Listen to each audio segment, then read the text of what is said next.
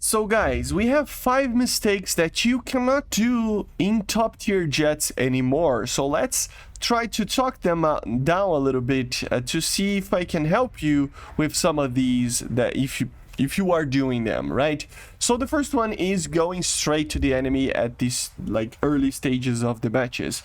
I don't know if you are flying low, medium altitudes, or even higher. It doesn't matter. Flying straight to the enemy will get you killed very easily because of the BVR missiles. And the more we go into the future, the less likely you are to avoid these missiles. So I know it's kind of obvious, but don't fly directly straight to the enemy. You're gonna get missiled. I know it's kind of basic, and probably most of you don't do that. But guys, every single match that I see, that I play, I see people doing that. Of course, I do that as well, but until I can fire my missile, and then I do other maneuvers, right? But if you're not doing BVR, if you like to fly low, if you like to just fly high for some reason and not trying to do BVR or anything with that, just be careful, guys. I see all the matches, at least 3, 4, 5 people getting killed because they're just flying straight to the enemy on the get-go of the match and just get an aim-on-20 directly to the face, okay? So be careful with that. The second one, notching, flying 90 degrees to the side and not doing anything else.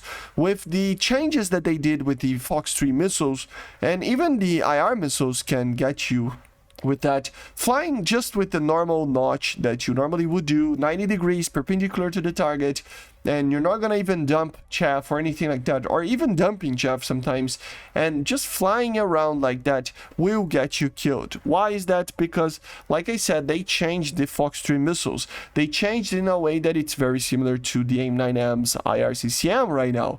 Once you notice something odd about the detection, it will turn itself off, the seeker, and then shortly afterwards turn itself on again, meaning that if you notice that it is losing the lock, or if it's losing because of the chaff or anything like that, it will turn itself off and fly with INS, and it will turn itself on, and you have a very big chance of just getting killed. So now you have to aggressively notch the missile, changing directions, dumping chaff. But if you do that a little bit more aggressively, doing half loops and stuff, you're gonna be safe. But just be careful. Just don't fly the way that you used to fly before, okay?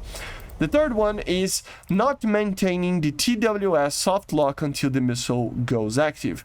A lot of people, of course, in top tier use Fox 3 missiles. Most of the aircraft, if not all aircraft in top tier, have Fox 3 missiles, right? And with that, I see a lot of people thinking that these Fox 3s are a complete fire and forget weapon. And it is indeed true if it's less than, let's say, 16 kilometers of a range or something like that, where the active seeker is actually going active. But if it is not active yet, the missile will still use your own aircraft radars to actually pinpoint where the target is, okay? If you lose the lock or the soft lock, the missile will use the INS, the inertial navigation system, to try to locate the target with the active seeker, but sometimes if the target changes directions, it will miss the target, okay? So I see a lot of people missing missiles, and especially F-14 pilots just firing the Phoenixes or the Fakurs and just, you know, going back to base. That's not how you get kills, guys. You're gonna miss every single of those missiles probably most of the time, okay? So keep the soft lock, keep at least the detection of the target in the general direction where the target that you're fired on, to keep updating the missile on where the target is until it goes active. Once the circle basically disappears and it actually goes active, then you can defend yourself, then you can turn it off and turn, you know, a nose off. But at the same time, be careful to not die doing this, because of course you're gonna maintain a nose hot until the missile goes active, okay?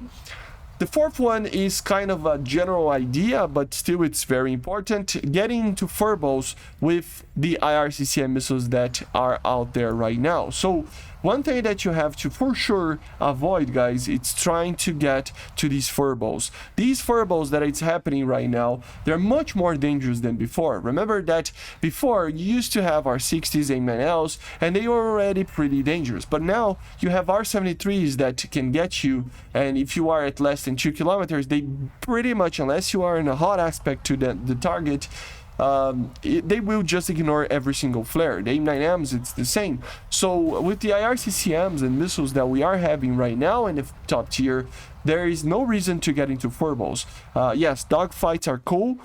You can get kills in 1v1s, 2v1s, 2v2s, but if it gets to a large furball, 4 guys, 5 guys each team there in the middle of the match, it happens often because of the size of the maps and stuff, you will get destroyed more times than not, basically, right? So just be careful out there. Remember, frustration and the loss of silver lions and points and everything is more due to you getting killed than you not getting kills. Okay, and the last one, it's one very specific to certain aircrafts, like the Eurofighter, the Rafale, the J-11B, aircraft like that, the Mirage. So not a lot of aircraft have these, but the more we go into the future, the more they will have the MAW system, right? The missile approach warning system. So every single time you get into these aircraft that have these systems, make sure you turn it off, the automatic release of flares and countermeasures with the MAWs. Why? Because especially in aircraft like the J-11, like the Rafale, you don't have a lot of chaff and a lot of flares, and you're gonna dump a lot of these if you are using the automatic release of the flares. This goes to every single aircraft that uses this system. There is no reason why to use this unless it may be with the Eurofighter, because the Eurofighter has so many countermeasures you cannot even care about too much. But apart from an aircraft that has so many countermeasures that you can just not care about it, make sure that you are turning it off to be able to be a little bit more safer on the amount of flares and countermeasures in general that you have. Remember, if you lose all of your countermeasures, you're pretty much dead. The first guy that you face, you will die. That's for sure, 100%, okay? So, yeah.